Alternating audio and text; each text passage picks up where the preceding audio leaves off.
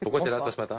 Eh ben pour normalement vous faire rêver, mais vous allez voir que ces images ont malheureusement un sens caché en haut de l'Everest. Regardez cette série de photos publiées sur Instagram il y a quelques jours et qui ont fait le tour du monde. Photos d'un alpiniste chevronné qui se fait surnommer Nims sur les réseaux sociaux. Et regardez cette photo en haut de l'Everest.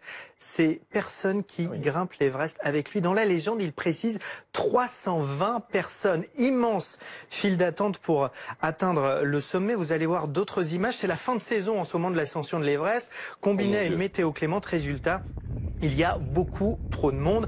Et là, je vous dis, normalement, ça doit faire rêver, sauf que cet endroit que vous voyez sur ces images, elle a un surnom, la zone de la mort. On est à plus de 8000 mètres d'altitude. Il y a des problèmes pour avoir de l'oxygène. Et le problème, il y a trop de monde. Résultat, les gens n'ont pas assez d'oxygène pour pouvoir faire la fin de la traversée. On en reparle ces derniers jours grâce ou à cause de cette photo et surtout parce que la semaine dernière, 10 personnes sont mortes dans cette ascension de l'Everest. Regardez ce triste record, 80 personnes meurent chaque année depuis les années 2010. Alors évidemment, il faut rappeler qu'il y a de plus en plus de monde qui font cette ascension, plus de 800 personnes par an. Alors résultat, les alpinistes chevronnés, notamment notre Instagrammeur qu'on vient de voir, demandent à ce que ce soit plus limité pour accéder à l'Everest. Alors cette personne, c'est une Indienne.